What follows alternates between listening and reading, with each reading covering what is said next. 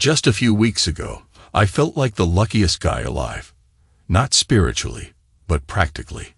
Life was good. I wasn't rich like Bill Gates, but I ran my dad's manufacturing business and did well. Bills were paid, profits reinvested. One day, I'd retire with a solid nest egg. That habit of reinvesting came from my dad. He never drew a salary, so when he divorced his second wife, she got nothing. I never thought much of it. He was a womanizer till the end. I wasn't. I was a family man. My wife and daughter were everything to me. Now the pride I had in them feels like a curse. I relive every memory with Rachel and Kelsey, looking for signs I missed, signs of betrayal. Even Kelsey, my daughter, was the one who shattered everything. It started one Friday. I was mowing the lawn early to prep for a car show. My 2009 Mustang GT was clean and tucked away. Kelsey came home, hugged me quickly, and went to talk to her mom on the patio. I glanced over now and then, expecting another money ask. But their conversation was intense. They didn't notice me approach until I heard something that crushed me. "Rachel, how could you be so stupid?" Kelsey snapped. "Come on, Mom. It was just one time," Kelsey whined. "It wasn't even that different, just more exciting. I'm not leaving Thomas. He's just boring sometimes. He's your husband. He loves you. If you're bored, work on it." "I can't believe you do this." I shut off the mower. They turned and saw me. Rachel looked furious. Kelsey looked defensive. "James, talk sense into your daughter," Rachel snapped. "She went to a party, got drunk, and slept with a stranger while Thomas was working." "Wow, Mom, why don't you announce it to the whole neighborhood?" Kelsey snapped. Then she turned to me with venom. "You and Dad are still together." That hit hard. Rachel's mouth dropped when she saw my reaction. "It was just once, and I was drunk," Kelsey continued. "I wanted to try it again sober. It's not like I'm having a full-blown affair like you did. And Dad forgave you, didn't he? Maybe Thomas will too." Rachel went pale. "Mom, are you okay?" Kelsey asked. She looked at me and finally saw the pain in my eyes. Rachel stepped toward me. "James, I'm sorry, I really am. Don't come near me," I said coldly. "What's going on?" Kelsey asked, confused.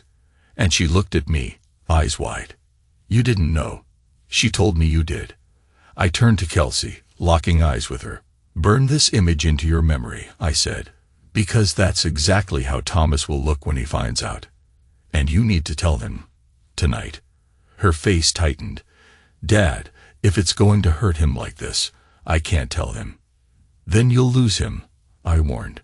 "Because if he hears it from someone else, like me, it'll hurt even more. I might even call him myself and suggest we split the lawyer fees." Her eyes widened. "Why would he need a lawyer? Maybe he'll want a divorce too." "James, you're upset," Rachel said gently from across the room. "Darn right I'm upset." I snapped, turning to her. "I treated you like a queen. Name one thing I didn't give you. And now I find out I'm married to a cheater, and my daughter's following your example." "I know I hurt you, James," Rachel said quietly. "So you get that I feel like a fool." My voice cracked with emotion. "I bragged about my family for years. You were my reason to work so hard." A heavy silence settled over the room. "Not anymore," I said, my tone cooler now. "I've learned how to move on. That skill's going to come in handy." I looked Rachel dead in the eye. "Who was he?" She hesitated, tears gathering. "What does it matter?" "It matters to me. I want to know." "What are you going to do?" "I'm going to find him," I said, "and break him." "James, he's married too," she whispered. "They're not doing well. They have problems. And we don't now." I snapped. They both backed off, probably thinking I might punch Rachel. Honestly, they weren't far off. "I'm going to the Mustang Memory Show tomorrow," I said, trying to steady myself. Rachel nodded. "I know, honey. I'll come with you. We can talk on the way." "No, you're not coming." I'm not like my father. What does that have to do with this? She asked. Don't call me honey. Call me James. My voice was sharp. My father chased women he shouldn't have. I don't. I don't surround myself with people who betray me. We're not going anywhere together. The next time we meet, we'll be in court. James, please, Rachel sobbed. I said, I'm sorry. Can't we talk? I'm sorry, Rachel whispered. Sorry doesn't fix this. I snapped, my voice sharp. And this is the only talk we're going to have. She stepped closer. James, if we don't talk, how can we fix it? I raised a hand to stop her. If you say sorry one more time, I swear I'll lose it. The neighbors probably already know how sorry you are. They sure heard enough. But we're done. I turned away, the decision final in my tone. After the show, I'm filing for divorce. Be gone by the time I'm back. No, Rachel cried. James, I love you. I don't want a divorce. And I didn't want to be married to a liar, I shot back. But here we are. Tears streamed down her face. We can work through this, she pleaded. I already gave you that chance, I said coldly. When I asked who he was, and you said nothing, you made your choice. You protected him, not our marriage. But, she started, desperate. No, I cut her off. You cared more about his marriage than your own. That was your mistake. I'll sue him for wrecking ours, and I'll get his wife to testify. If she can't afford a divorce, I'll pay for it myself. She stared at me, stunned, like she didn't recognize the man standing in front of her. Maybe she didn't, because I wasn't the same man anymore. I'm going to finish the yard, I said, heading toward the door. Then I'm checking into a hotel after the show. I expect you gone. James, please, she whimpered as I restarted the mower. I stopped it just long enough to look at Kelsey. Kelsey, tell Thomas. If you don't, I will. Then I turned the mower back on and got to work. As I circled the yard, the surreal nature of everything hit me. I felt like I was losing my mind. Cutting the grass, prepping for a car show, none of it was denial. It was the only way I could stay grounded. I needed routine to keep from unraveling. Rachel and Kelsey argued on the patio while I mowed. Eventually, Kelsey stormed off. Rachel sat in silence, watching me. Every time I passed, she looked like she wanted to speak. I ignored her. When I finished, I parked the mower and went upstairs to pack. James, can we talk? She asked quietly. I paused, turned to her. What are you doing? She asked. Just taking one last look at my home. With you in it, I said. We can fix this, she whispered, tears in her eyes. Only if both people want to try, and I'm done. Our Elmwood home was about 90 minutes from Waterside, where the auto show at Ford HQ was happening. It wasn't just a Mustang event. It was a full showcase. It seemed like exactly the kind of distraction I needed. Maybe I'd even stick around for the NASCAR race. One thing was clear. I'd have more free time now. All the sacrifices I made for my family, none of them mattered anymore. As I drove, my thoughts drifted to the night I met Rachel in college. It was a crowded party. I saw her across the room. Jet black hair, piercing blue eyes. She held hands with some massive guy who barely noticed her. Then he disappeared, and I made my move. I walked over and handed her a cold beer. I don't drink, she said, eyeing it. Good, I replied with a half smile. She tilted her head. Why is that good? Because I don't either, I said, holding up the second bottle. But I'll probably need both of these.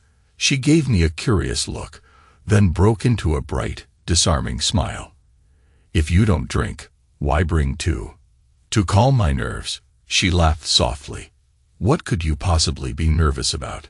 Standing next to the most beautiful woman on the planet, I said without hesitation. That smile deepened, but her voice turned wistful. Too bad not everyone thinks so, and you won't be here long. I'll stay as long as you let me. I wouldn't mind, she said quietly, glancing away. But I'm not the one you need to worry about. I have a boyfriend. I shrugged. If you're laughing when you say that, maybe it's time you found someone who takes you seriously. Her smile returned, but only for a second. It faded, and she closed her eyes. He's twice your size, she warned. So, I said. She opened her eyes slowly. He's standing right behind you. I looked up. He was massive and angry. I stayed calm, handed him a beer. He popped the cap off on the counter, chugged it in 2 gulps, and let out 2 loud burps. His friends looked impressed. "Why are you talking to my girl?"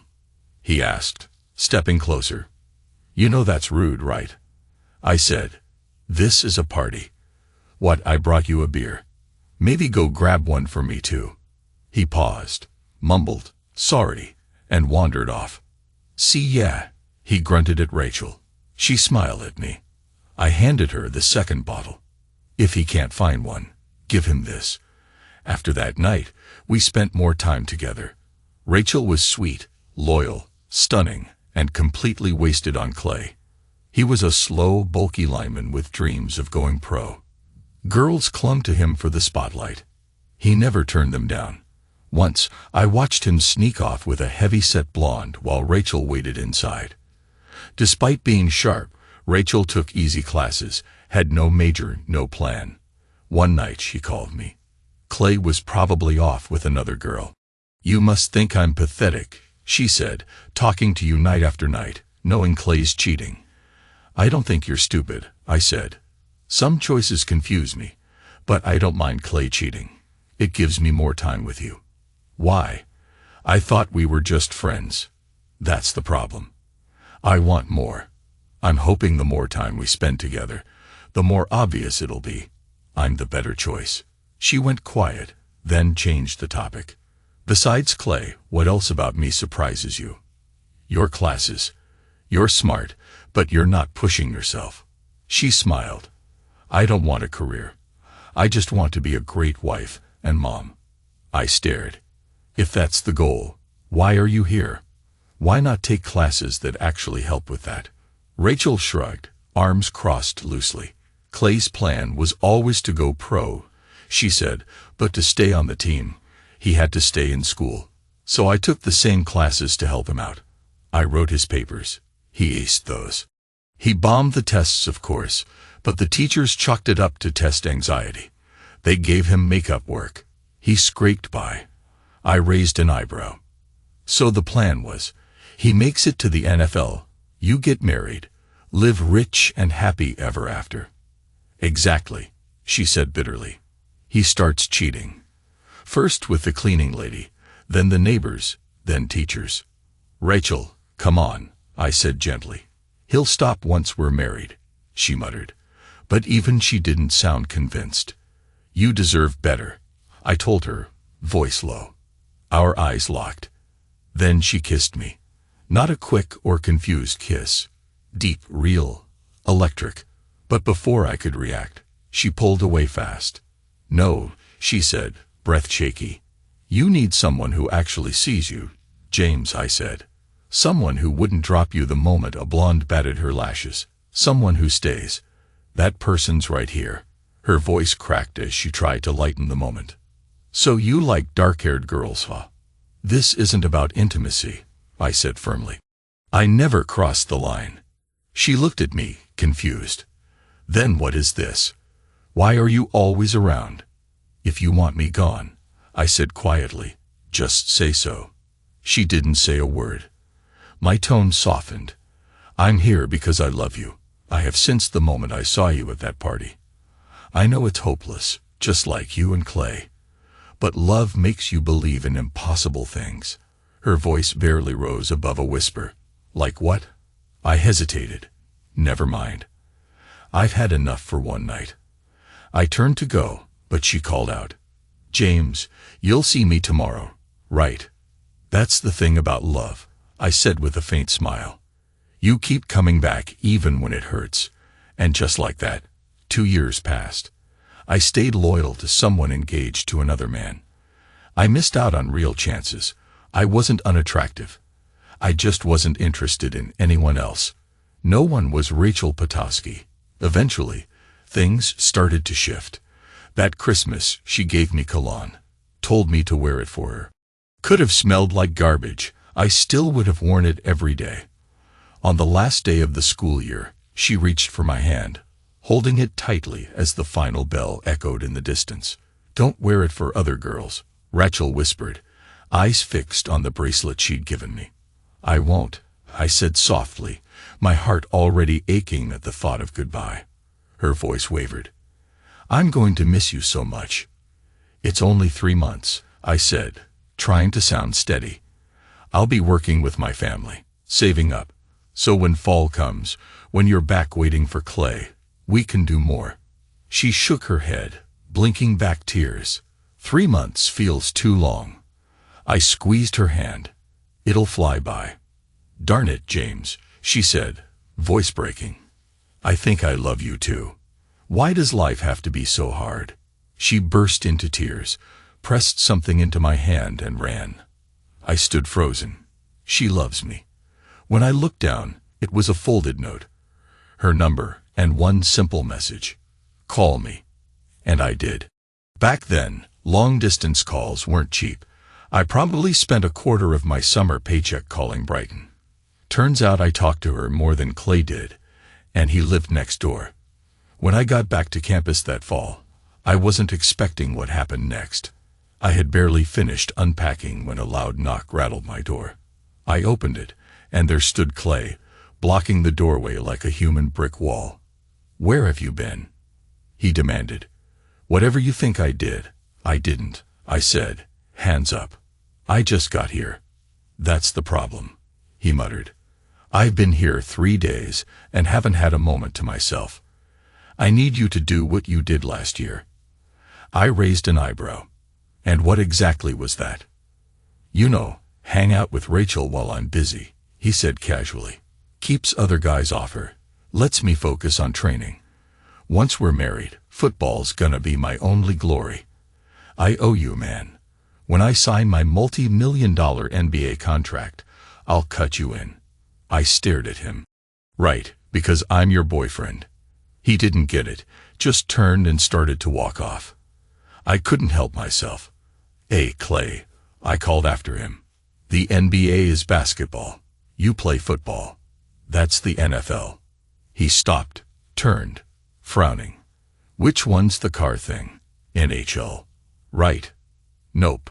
"Darn it," he muttered. "My brother told me that. I'm gonna kick his butt." He stormed off. Not 20 minutes later, Rachel showed up. That final year changed everything. Rachel and I were inseparable. When we weren't in class, we were kissing. By spring, things turned physical. She carried guilt, so I never pressured her. But every goodbye got harder. "I want you so much," she told me once. "Kissing you is better than being with Clay. If we ever did sleep together, it would be incredible." "You've only been with him once." She nodded. "I keep wishing summer wouldn't come," she sighed. "The draft is soon. Clay gets picked, we move, and I lose you. But I love you, James." My heart almost exploded. I loved her too, but I told myself maybe the summer separation would help me move on.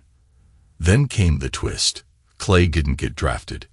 Not in any round, no invites, no callbacks. He lost his agent, and even asked me to cold call a Canadian team. I actually reached someone in Ottawa. "I'm calling for Clay Williams," I said. "Who?" the guy replied, then hung up. Not long after, I got access to Clay's scouting profile. Brutal. He had the size, but not the speed or the brain. Teams had years of footage showing how irrelevant he'd become on the field. He wasn't blocked anymore, just avoided. With no degree, no eligibility, and no plan, Clay crumbled. He vanished from class, started drinking, spiraled hard. Rachel didn't seem too upset. "In a way, it's a blessing," she told me. "Now, I don't have to leave you." I couldn't believe it. "He'll figure things out," she added. "But right now, this means I get more time with you."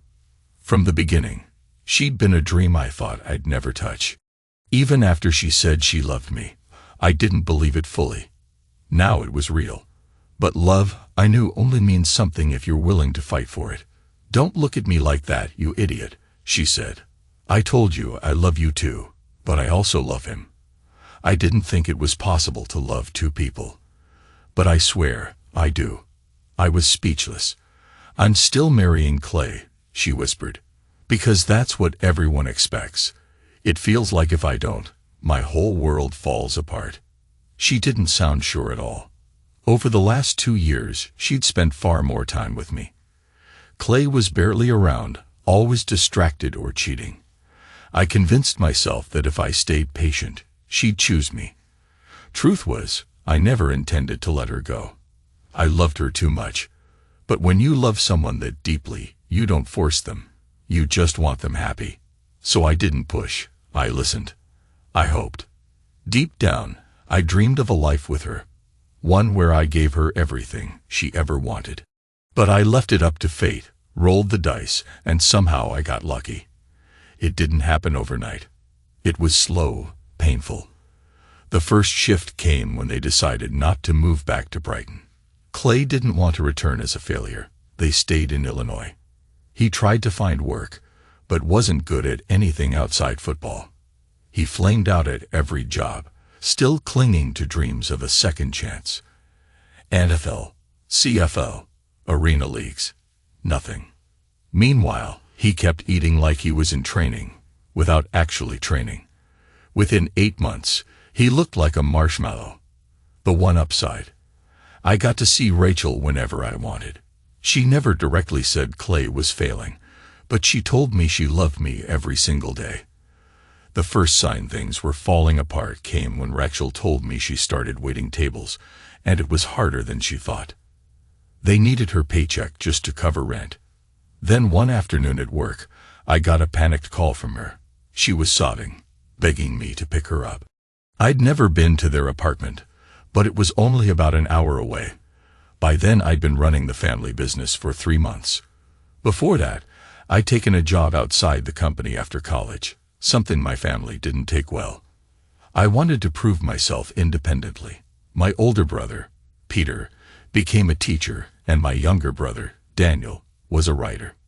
Neither wanted anything to do with the business, but they were happy to collect passive income from it. When my father's health declined, everyone assumed I'd step in. I'd worked summers there and knew the operation best, but my brothers only cared about their checks. Eventually, Dad confronted me. "You're wasting your time," he said. "You're just another middle manager answering to guys who've never seen a production floor. Why settle for that when you could run your own company? It's yours, James. Your brothers don't care. Just take it." He lived 3 more years, long enough to meet his granddaughter. During that time, he taught me everything. How the business had only posted 1 loss during his divorce. How he protected assets through a family trust. How he lived like a wealthy man on paper income of $200 a week. It was smart, if not exactly ethical.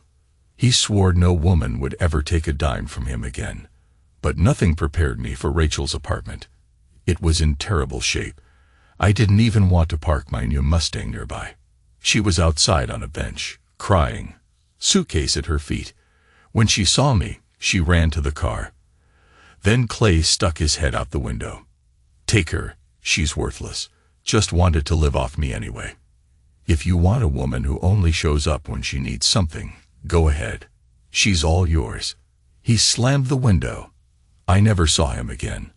On the drive back, Rachel told me everything.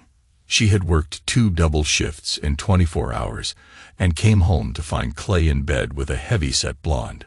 When she confronted him, he said she was stupid to think he'd ever change. He even bragged about saving money by having intimacy at home instead of wasting cash on motels. The other woman was lunging in Rachel's robe, reading her bridal magazines. That broke her. She grabbed a bag, called me, and left. Since I had to return to work, we stopped for lunch and ate in my office. I told her I'd help with whatever she needed. I offered to fly her back to Brighton, but she said she just needed time, maybe a week to think. One last chance for Clay to prove he'd change. I wasn't a history buff, but suddenly I wanted to start writing a new chapter with her.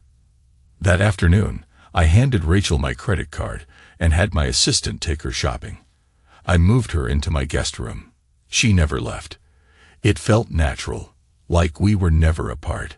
She just didn't go back to Clay. A few weeks later, I brought her to a family event. My stepmother pulled me aside. "Don't let her go, she's the one." Before I could say anything, Rachel turned to me. "I'd just been waiting for you to ask." Shocked, I dropped to one knee. "Rachel, I don't have a ring yet, but if you say yes, we'll go find one first thing in the morning. Will you?" "Yes," she shouted before I could finish. Things moved quickly. The next day, my stepmother, Rachel, and my sisters-in-law started planning the wedding. Rachel called her parents. They flew in that weekend to meet me and to get answers about Clay. Her father even paid Clay a visit. Whatever he said must have been intense. When he returned, he pulled me aside, shook my hand, and gave his blessing. Clay's name never came up again, but I could tell he'd crossed a line her father didn't forgive.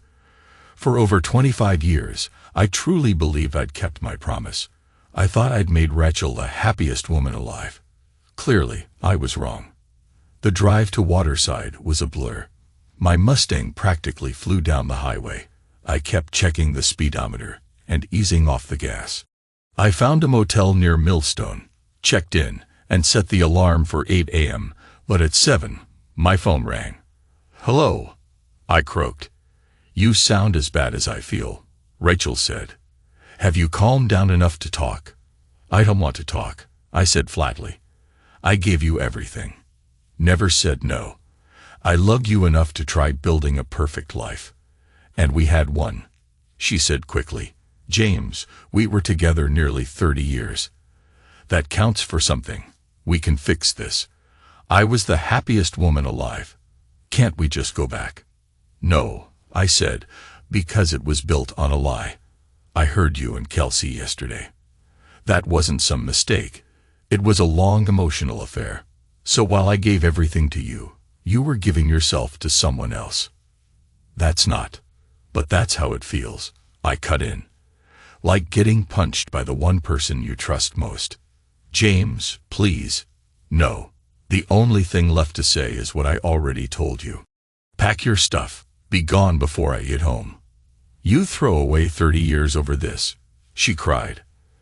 "I'll stop. I swear. We'll get through it." "That was the dumbest thing you could have said," I snapped. "What?" Saying, "I'll stop" just confirmed it's still happening. Don't stop. Go be with him. I'm almost 50. I'm done wasting time on cheaters. I need someone who's with me, not against me. I hung up before she could answer. She called again. I ignored it, then blocked her number. At the show, I went through the usual routine, cleaning the car, checking the tires, polishing every surface of the Mustang I loved. I walked the lot, took photos, smiled politely, but didn't engage. Normally, Rachel would have been with me, chatting with other wives, talking family and travel. This year, I kept to myself. Eventually, someone asked, "Where's your wife?" "At home," I said with a tight smile. Inside, I was aching. There was a Rachel-shaped hole in my chest. That night, I had dinner alone in the motel. Normally, we'd drive home after the show. This time, I stayed. No reason to rush. I got home the next afternoon. To my surprise, her car was still in the driveway. So was my son-in-law's, and a rental. At first, I assumed she rented something and Thomas had come to talk about Kelsey. But when I walked inside, I realized I was wrong. Kelsey and Thomas were there. So were Rachel's parents, looking stunned and uncomfortable. Rachel sat between her daughter and her mother, both comforting her. "Everything will be fine," her mom whispered. I didn't even shut the door before asking, "Why are you still here?" They all looked stunned by my cold tone. "You can keep the car," I said. "When I gave it to you, it was yours. I'll keep paying off the loan, but you need your own insurance." "James," her dad said, "let's talk this through. You've always been a great son-in-law. I was relieved when Rachel chose you and not that darn football player. Honestly, I wish she had married Clay. I cut in. I could have found someone else and avoided all this. Come on, James, he said with a sad smile. Every couple goes through things. Rachel's mom and I almost split after I gambled away a paycheck in Vegas. This is nothing compared to that. Nothing, I said sharply. She's been having an affair, not a one-night mistake, a long one. What? He blinked. I thought. No, your daughter's been cheating for a while. I found out yesterday when she was scolding Kelsey for her mistake. Kelsey went pale. Kelsey? Thomas asked. He's lying, right? Kelsey looked down, silent. Rachel burst into sobs. Clearly, she told her parents nothing. Thomas and Kelsey began shouting. I quietly went upstairs to unpack. Rachel followed me. Are you happy now? She snapped. You made me look like some horrible person in front of my parents. You ruined our daughter's marriage. I turned calmly. I told them the truth, something you still won't do. You never explained anything about your affair. I don't care about the details. I just want you gone. As for Kelsey, I warned her. I told her to tell Thomas. She didn't, so I did. I stepped into the garage, calm and focused. Without a word, I grabbed the car wash kit and rolled it out to the driveway. The sun was low, casting a warm glow over everything. I got to work. Behind me, I heard a voice. You really think now's the time to wash your car? I turned slightly. My father-in-law stood at the edge of the driveway, arms crossed. Tomorrow's Monday, I replied, not looking up. I've got work, and my car is covered in road dust. It's too beautiful to leave dirty. He hesitated. But don't you think you should work things out with Rachel? I kept scrubbing. There's nothing to work out. It's already settled. He frowned. Just like that. Exactly like that. I finally looked at him. I asked her who she cheated with. She wouldn't tell me. That said everything. Protecting him mattered more than saving our marriage. I let out a breath and stepped back from the hood of the car. I thought she was the love of my life. I said quietly. I gave her everything I had. Everything. And while I was doing that, she was cheating. Who knows for how long? He didn't respond, just watched me. There's nothing left to fix, I added. Take her with you when you leave. I'm done wasting my life on someone who lied to my face. He stepped closer, lowering his voice. I'm a lawyer. I know how this stuff plays out, and I'm angry too, believe me. But I also know Rachel loves you. I told her not to move out yet. Until a court says otherwise, staying gives you both the best chance to talk. I plan to block the divorce petition and request court-ordered counseling. I paused, hands on my hips, then turned to face him fully. No court can force me to take back someone who cheated. She said she'll stop, he said gently. That's something. I picked up the hose, turned the nozzle, and let the water run. Try whatever you want, I said. And with that, I went back to washing the car. Thomas stormed off in frustration. A few minutes later, Kelsey came out, her eyes red. How could you? She asked. I didn't answer, just kept washing, waxing, polishing. Everyone was watching like it was a performance. But I didn't care. I focused on the only thing that still made sense, my car. Once I finished packing, I pulled out another suitcase from a closet and started filling it. Rachel stood in the doorway, arms crossed. I'm not leaving, she said, her voice firm. My dad told me any decent lawyer would say the same. Stay put. So unless you physically drag me out, I'm staying. I didn't even look up. We can't talk without it turning into a fight, and I'm not foolish enough to lay a hand on you. I'll wait for the court to order you out. Until then, I'll live somewhere else. You can't just run away, she shouted. We have to fix this. It can't be fixed, I said flatly. You just don't want to fix it. I'm not the one who broke it, I said, my tone like ice. My lawyer will contact your dad once I hire one, probably tomorrow. I don't want. She started, but I cut her off. We've already talked about this. I was shaking inside, but I kept my voice calm. I wouldn't let her see how much she'd broken me. Right then, my phone rang. An unexpected lifeline. It was my neighbor from the lake house. "James, the grass at your cabin's gotten out of control," he said. "It's practically a fire hazard. Want me to mow it?" "Yeah, go ahead," I replied. "I'll stop by tomorrow to pay you." "You don't have to. Just mail it." "No," I said, already grabbing my keys. "I'll come in person." I hadn't planned on staying there. I was going to find a motel until the eviction process played out. But suddenly, the cabin felt like the perfect escape. She could stay at the main house. I'd take the dacha, smaller but with a kitchen, working TV, and internet if I reconnected the service. The only downside, a 45-minute drive. But I loved driving. The next morning, after checking in on the production floor, I called my attorney. He didn't handle divorces, but referred me to someone who did. The new lawyer took the case. He suggested 2 paths. 1, file for divorce on grounds of infidelity, give her nothing except the car and personal items, and sue the guy she cheated with, totally legal in our state. The second, a no-fault divorce, with a small settlement to help her get on her feet. He advised against asking who she cheated with. "It won't help you," he said. "What matters is moving forward." He'd handled hundreds of divorces and told me the same truth he always shares. Most marriages don't end because of villains, just bad choices and selfish moments. The happiest clients were the ones who let go and focused on what made them feel alive again. The bitter ones aged faster and died miserable. I didn't totally get it, but I agreed. I wrote him a check, and he said he'd prepare the paperwork within a few days so he could meet with Rachel and her father. I gave him my father-in-law's number. The rest of the day, I tried to focus on the business. I figured keeping something steady would help me cope.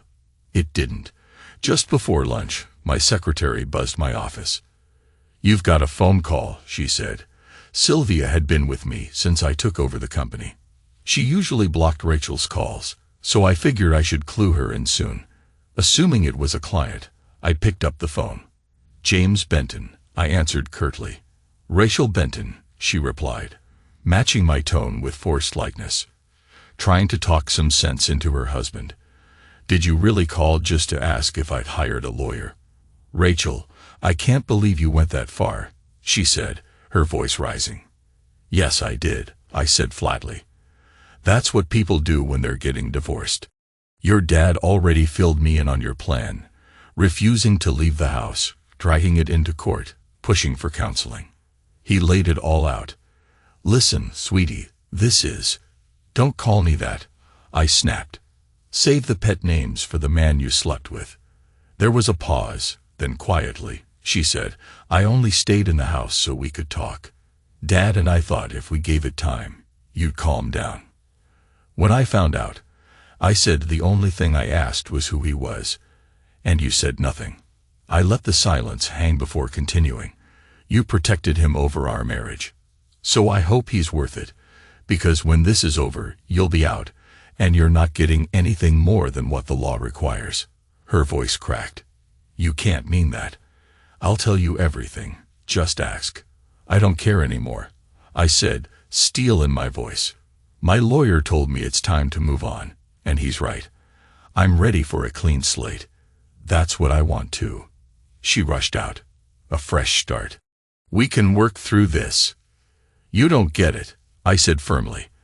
"I want a new beginning without you. I need someone I can trust, someone I can love, who actually loves me back." "We're not done, James," she insisted, desperation creeping in. "We've been through too much to let something this small ruin us.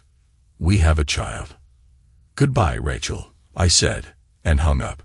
3 hours later, my phone rang again. It was Kelsey. "Dad, why are you doing this?"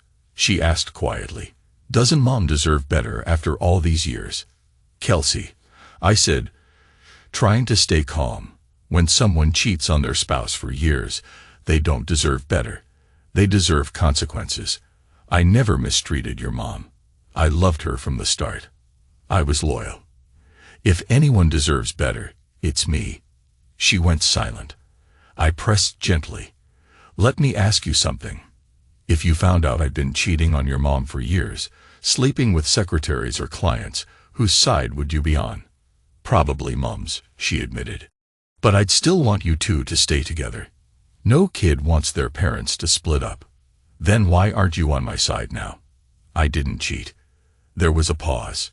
"Maybe because it feels like my fault," she whispered. "If I hadn't lost it and said what I did, none of this would have come out." "You mean I'd still be clueless?" I said. "How is that better? Why didn't you tell me, Kelsey? Was I a bad father?" "No, never," she said quickly, her voice starting to tremble. "I should have told you, but Mom said it was over. She said you knew. I didn't want you to tell Thomas. He's so hurt now. He used to look at me the way you looked at Mom. But now it's different. Even if we fix things, it won't feel the same." "You're lucky it was just one time," I said. "Thomas is angry. He should be. But he loves you. He might forgive you, but you still cheated, Kelsey. That pain doesn't just go away." "I was drunk," she cried. "Kelsey, stop." My tone hardened. "You're an adult. You know better. If you're married and your husband's not there, you don't drink. And don't lie to yourself. You told your mom you weren't that drunk. You even said you wanted to try it again. You knew exactly what you were doing." She sniffled on the other end. "I've learned my lesson. I swear. I didn't realize how much Thomas does for me. How tired he is, working overtime just to support us. I'm glad you finally see that." There was a beat, and then she asked, "What about Mom?" "She wants to fix things with you too." "This is different," I said firmly. "Your mom wasn't drunk. She wasn't confused. She knowingly betrayed me over and over. I don't see a way back from that." "She loves you, Dad," Kelsey said softly. "I really don't think she can handle this without you." "That's not my problem anymore," I said. "She has someone else now. Let him take care of her. I'm not going to be the third wheel in this triangle. I need to move forward. I hope things work out with Thomas," I added gently. "Take care, sweetheart." 3 days later, I saw Rachel again, this time across the table in my lawyer's office. She was dressed up, freshly styled, still beautiful despite a few more lines in her face. "What are you staring at?" she asked. "Just thinking how beautiful you still are," I said, "and wondering how I'm supposed to get over you." "You don't have to," she said with a soft smile. "I do," I replied. "It'll take time, but I'll be okay." Her smile disappeared. "James, we need to stop this before it's too late. My client is here to discuss divorce options," my lawyer cut in. "He's been reasonable and wants to offer a choice in how this moves forward. Why should I agree to any of this?" Rachel snapped. "I love my husband. This is ridiculous. I won't just give up." "Rachel, please," her father warned. My lawyer placed 2 sets of documents in front of her. "What's this?" her father asked. "There are 2 routes," the attorney said. "We recommend a no-fault divorce. Cleaner, faster, easier for everyone. But if she refuses, we'll proceed on grounds of infidelity. The only negotiable item is the settlement amount." "This is outrageous," her father said. "You're kicking her out with just a car and the clothes on her back." "She cheated for years," I said. "Won't say with who or for how long. Let him support her now." I stayed loyal. I meant my vows. "I loved you too," Rachel shouted. "And I didn't cheat. Then what do you call sneaking around with someone else for years?" I snapped. "You expect me to forgive that?" My lawyer signaled me to stop. "I'm going to petition the court for mandatory counseling," her father said. "They still care about each other." "There's no need," my lawyer replied. "My client agrees. They'll even pay for it. You pick the counselor." "No, I started, but my lawyer stopped me with a glance. "If counseling fails," he added, "we'll proceed with the divorce." It's Mrs. Benton's decision. He turned to Rachel. Court records are public. With a fault divorce, everyone, neighbors, friends, will know exactly what happened. But with a no-fault divorce, you can protect your privacy. Rachel's face stayed blank. Half the town will call you unfaithful, he added bluntly. Let them talk, she said. I'm not giving up on James. Her father shook his head. Where are these numbers coming from? He claims to make $200 a week, yet he drives a car like that. That's creative bookkeeping, my lawyer said. No kids involved. She might get $15,000 over 3 years. He owned the house before marriage. She won't get it. That's not fair. Fair. I snapped. I supported her for 25 years while she had a side relationship. I wanted a partner to grow old with, not a part-time wife and a full-time liar. If this was business, I'd sue for fraud. The room fell silent as Rachel began crying. You don't understand, she sobbed. I love you, James. I always have.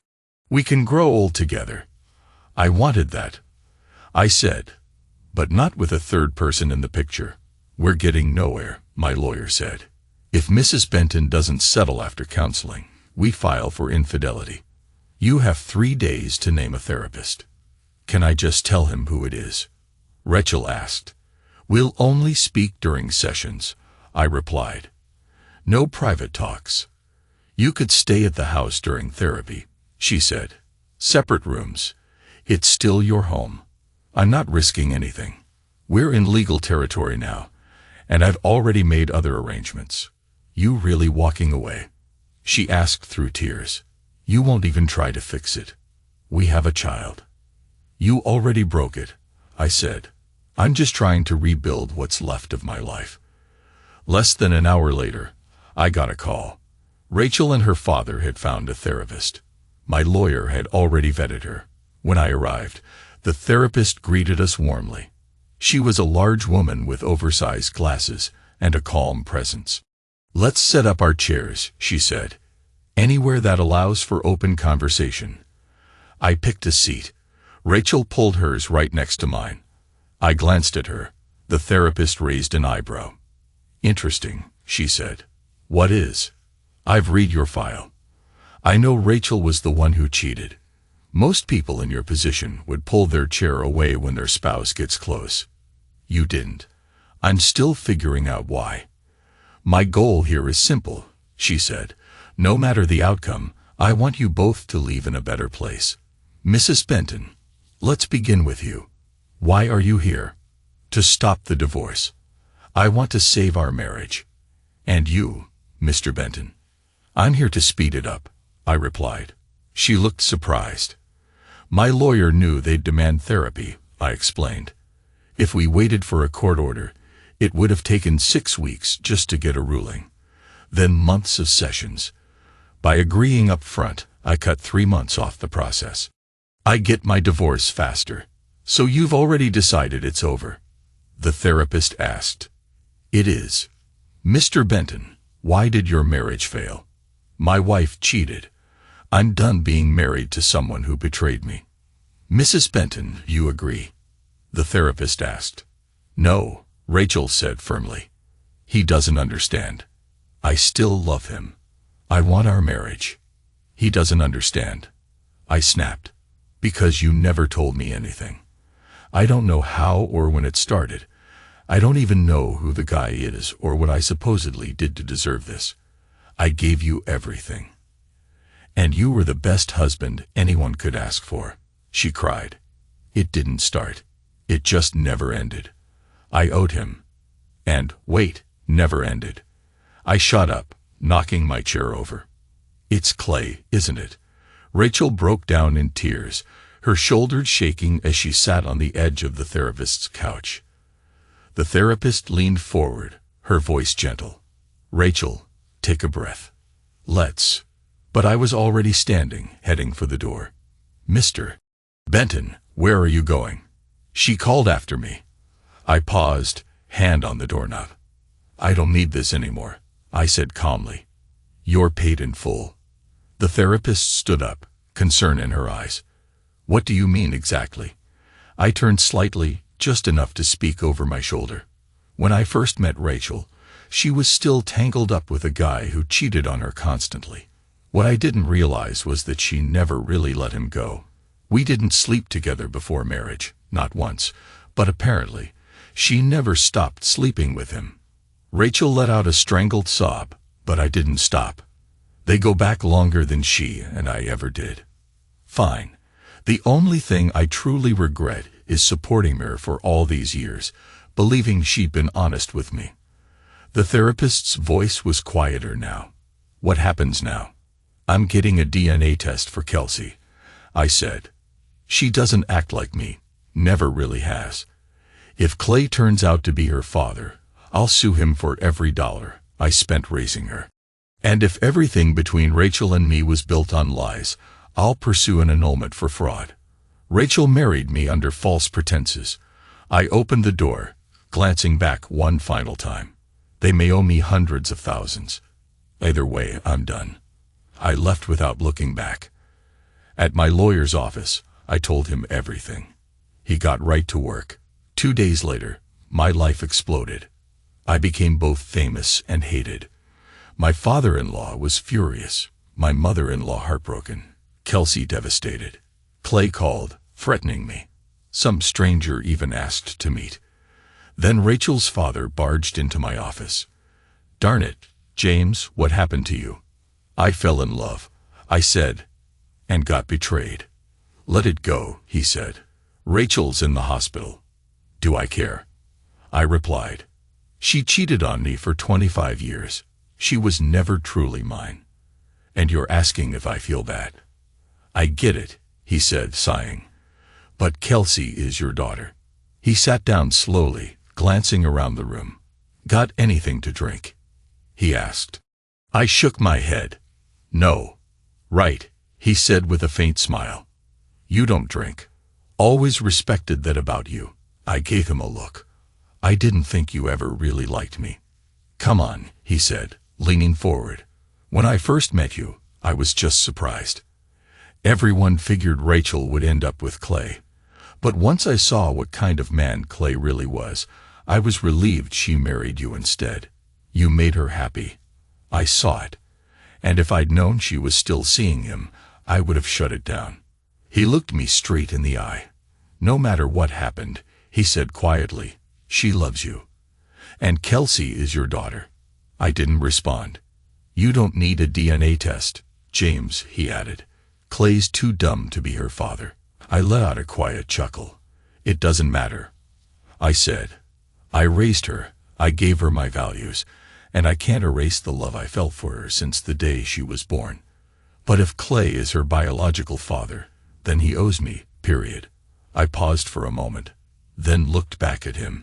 "You don't get it," I said. "Clay didn't ruin anything. All I ever wanted was a partner. But instead, I got someone whose heart was always somewhere else." "You're wrong," he said. "She gave you her life, her time, her heart. Clay got nothing but a few guilty nights.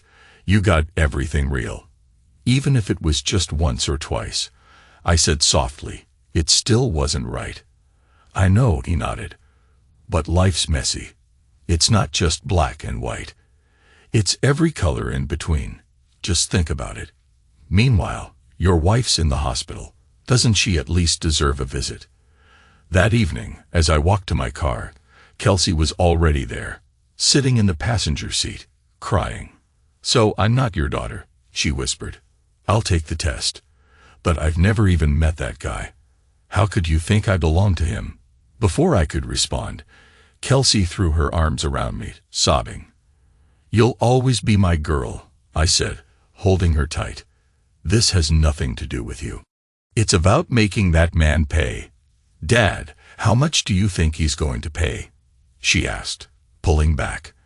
I was so angry. "I asked Mom about it," she continued. "He's a loser, fat, broke, bitter, married to a trashy woman stuck in a dead-end life, cheats on her just like he did with Mom. And his own mother said she always made him use protection. He doesn't have kids, never has. I'm not his, not even close. She studied my face. "What's wrong?" "It's not you," I said. "It's just your mom, and I never used protection." Once she started the pill, we didn't bother. But if she was buying them for him, that means she planned to cheat. It wasn't an accident, and that's what really hurts. I went to see Rachel at the hospital.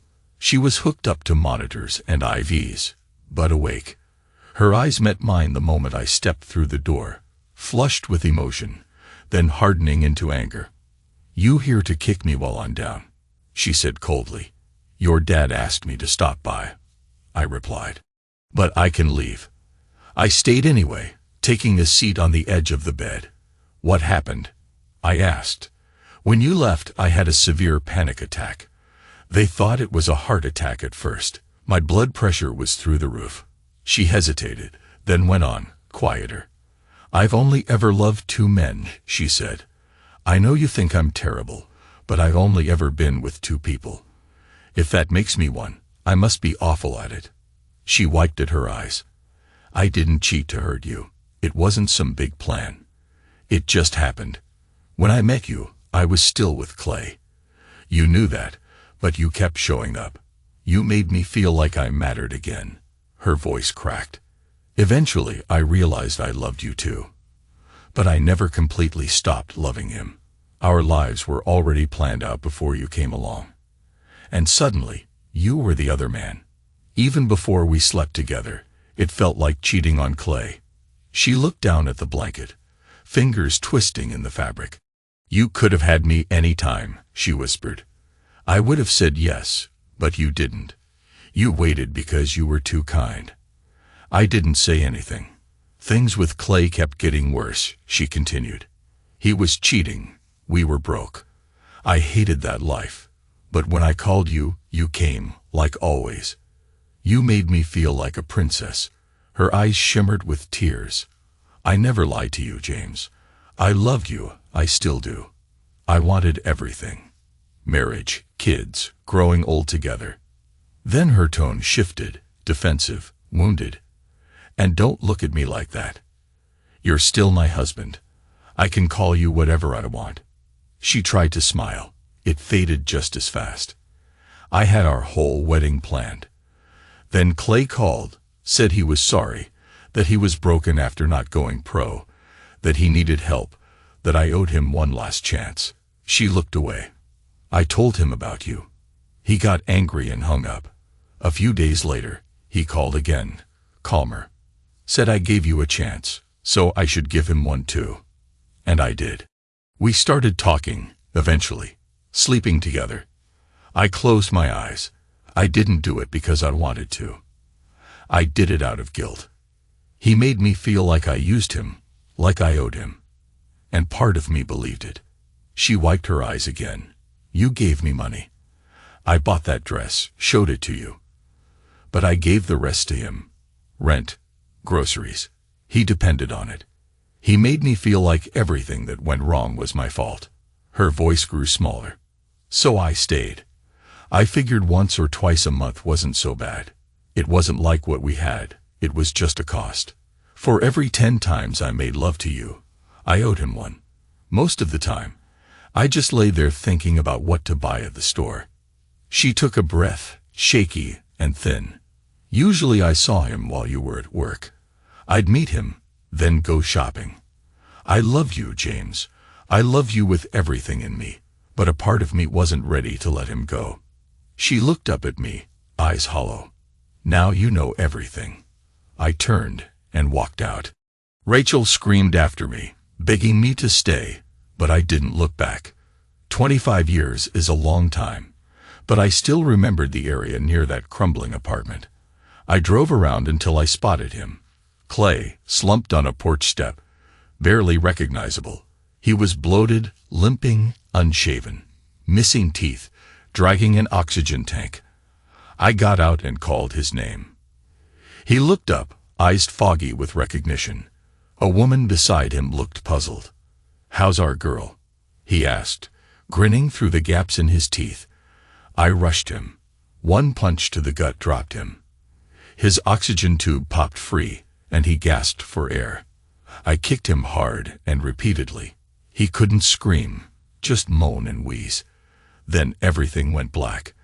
I woke to the sharp sting of smelling salts and handcuffs. A paramedic stood over me. Clay's wife had knocked me out cold with a plank from the porch. The cops pulled me up. I told them I didn't need a hospital. One officer drove my Mustang to the station. I warned him, scratch it, and I'd sue. They cuffed me to the steering wheel and let me drive, with a cop riding rifle. "What kind of guy attacks a disabled diabetic?" he asked, disgusted. I told him the whole story. Years of betrayal, blackmail, lies. "Tell it to the DA," he said. "You might walk." I called my lawyer. 2 hours later, I was released. No charges if I agreed to talk to Rachel. She confirmed the blackmail, which gave me leverage. In exchange for Clay dropping his charges, I dropped mine. Honestly, it was fine. The man had nothing left. He wouldn't live another year. Rachel was still in the hospital. Her dad kept calling, urging me to cancel the divorce. He said she was doing better, excited to see me. Rachel called too.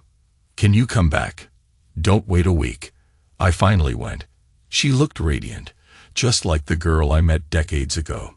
"Hi, honey," she beamed. "I'm so happy." "What are you so happy about?" I asked. "I helped you.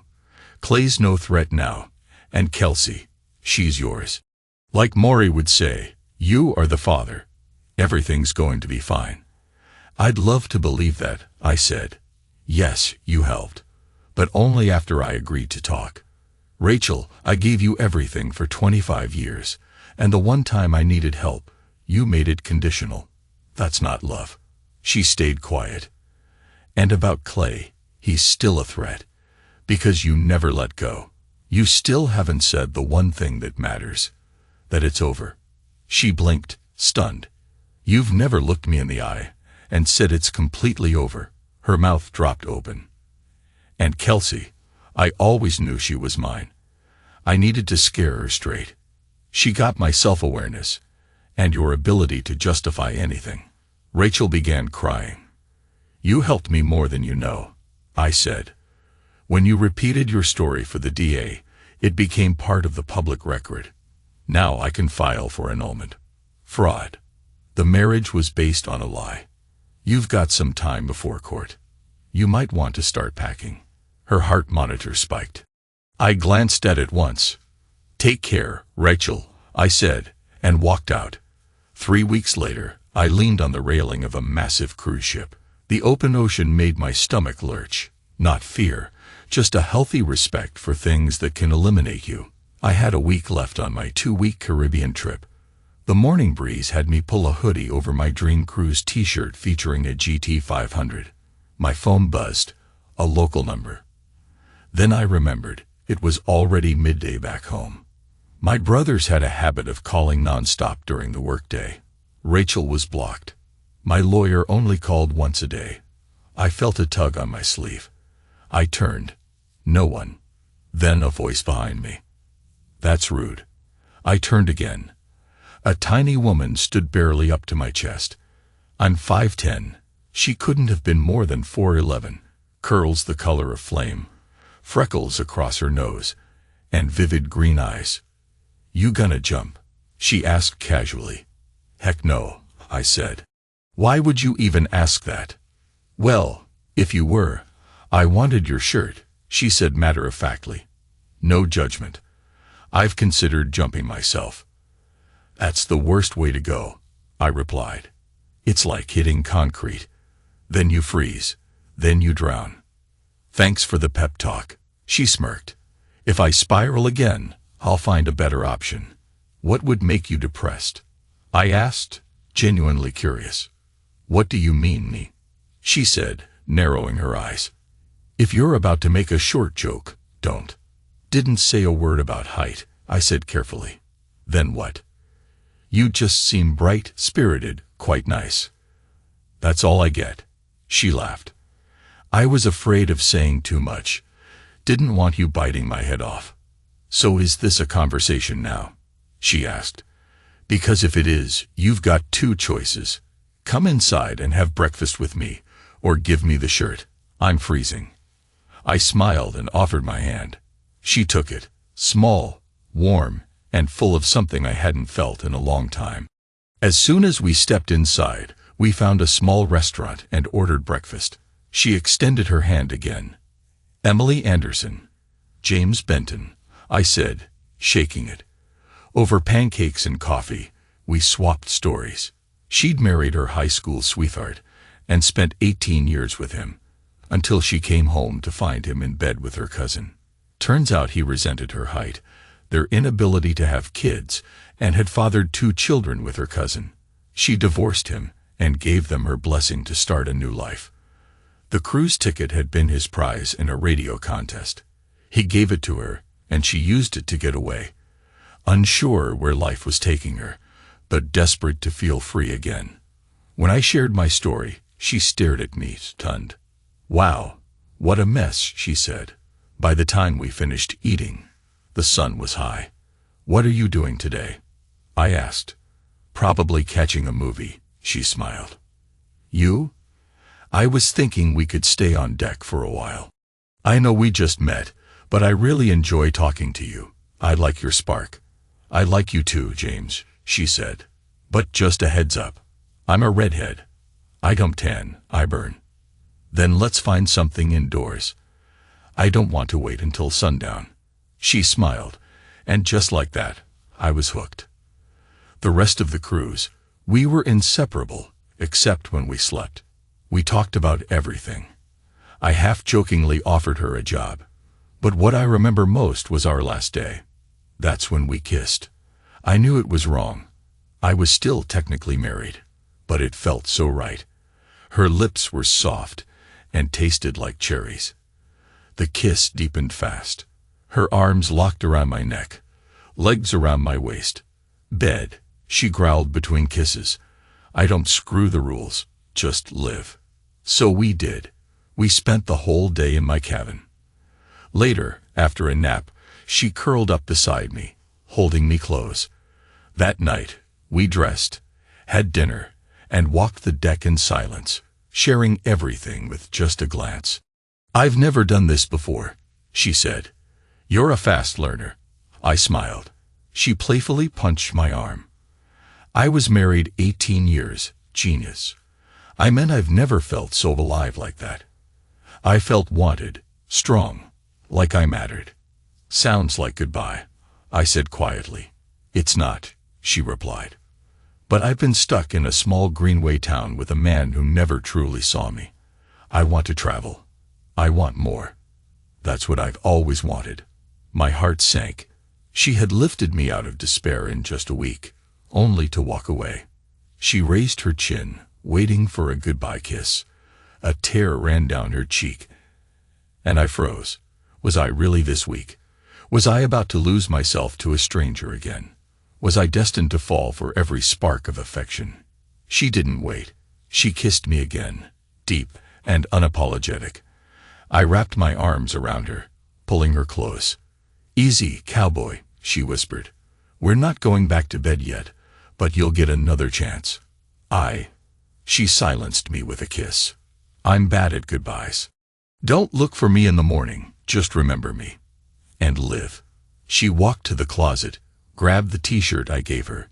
"Taking this back, a little piece of you to remember." Then she was gone. The next day was chaos. Airports, noise, messages flooding my phone, my lawyer, my daughter, my brothers all furious I'd gone silent for a week. Back home, I went straight to work. My brothers, who couldn't stand each other, left in silence. The older one muttered, "He's an idiot," about the younger, who told me he'd never cover for me again, and I'd better train someone else. Later, my secretary filled me in. While I was gone, both brothers slept with our new receptionist, then turned on each other. She fired the receptionist, but the damage was done. The office was a mess. And now, apparently all 3 of us were on our way to being single, just like Dad. I called my lawyer. The judge sympathized with my story, but wouldn't grant an annulment, too murky for fraud. He would approve a divorce if both sides agreed to fair terms. My lawyer and Rachel's dad negotiated for over a week with no success. Her father clearly hoped she'd change my mind. Eventually, Rachel agreed to move out on one condition, that I meet with her when I got back. I kept my word and went to see her at Kelsey's place. "I'm here," I said. "What did you want to talk about?" "The same thing I always do," she said softly. "Us." For the next 30 minutes, Rachel threw out every excuse she could think of to justify years of cheating. She claimed I was overreacting, that I was just jealous. "Why was it okay for you to spend all your time with me while I was engaged to Clay?" she argued, "but not okay to spend a little time with a dying man now that I'm with you? This is about your ego, James. You could share me when I was his, but now you can't stand to share anything. That's your real issue." Then came her final plea. "James, I loved you both. Maybe you treated me better, but you had the means to. I can't abandon Clay now, not when he's sick. He probably won't make it 5 more years. We barely even sleep together anymore." I smiled. "Oh, so it's funny now that he's too weak to perform," she snapped. I shook my head slowly. "No, it just hit me. That cruise helped me find clarity. I used to think our marriage was falling apart because I wasn't enough. I believe you were the only woman for me," Rachel frowned. "So what did you figure out?" "That I was the only one trying," I said. "I kept compromising, sacrificing, holding on to the hope that we could fix things. But you never even tried. You didn't take the one step that could have actually saved us." She narrowed her eyes. "What step?" "You never ended things with him. You're still seeing him, still trying to live in both worlds." I said, "Like you did in college when you thought he'd go pro." I shrugged. "That's fine. You don't have to choose anymore." Her tone shifted, cautious but hopeful. "What about the divorce?" "Forget it," I said. "Not worth the legal bills." Her face lit up. "I knew you'd come around. I can't wait for you to come home." "Tell that to Clay," I said flatly. She reached for me. I took a step back. "What's wrong?" she asked. "I just wanted a kiss." "Kiss Clay? You're being ridiculous." "I'm not jealous, Rachel," I said, my voice calm but distant. "I just don't care anymore. Do what you want. But giving up the divorce doesn't mean I'm coming back. It doesn't mean we're together." She froze, lips parted but speechless. "I won," I continued. "I got you out of my house. Now I just need to find someone who actually makes me happy and move her in." She stood still, stunned. "Wishing you and Clay all the best," I said, turning for the door. "Tell him I said hi." On the way out, I spotted Thomas near the driveway. "Thomas," I called out, "how'd you like to come work for me? I need someone dependable, someone I can trust when I need time off." He looked surprised. "Let me think about it." Later that day, the voicemails started flooding in. Rachel's parents were livid. With no finalized divorce, she wasn't entitled to anything. No money, no access, no support. At nearly 50, she had to move back in with them, and her constant crying was driving them crazy.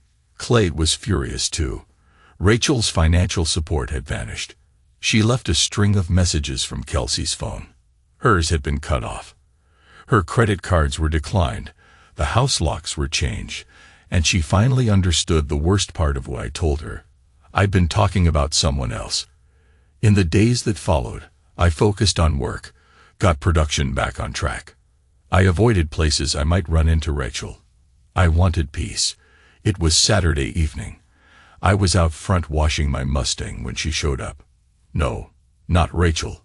Her, wearing the sweatshirt she'd taken 8 days ago. "Wash mine next," she said with a teasing smile. I froze.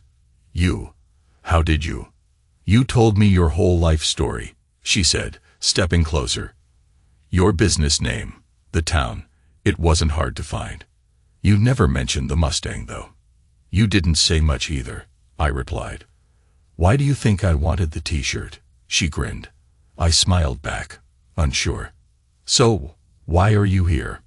I'm not just passing through, she said, her voice softer now.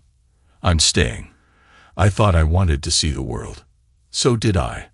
Until I left for 6 hours and realized I'd made a mistake. My mind wouldn't shut up, arguing with itself the whole way. I thought maybe it was too soon. I just got out of a long, bad marriage. But then I remembered how you made me feel in 1 week, better than I had in 18 years. That felt worth staying for. By then, she was close, her body pressing gently against mine. And then I had another debate, she continued. You never said you loved me, never said you wanted more, just that I was quite nice. But I saw it in your eyes. You didn't want me to go. She wrapped her arms around me and pulled me into a hug. I've got a receptionist position open, I joked, just above her ear. She kissed me. Cherry again.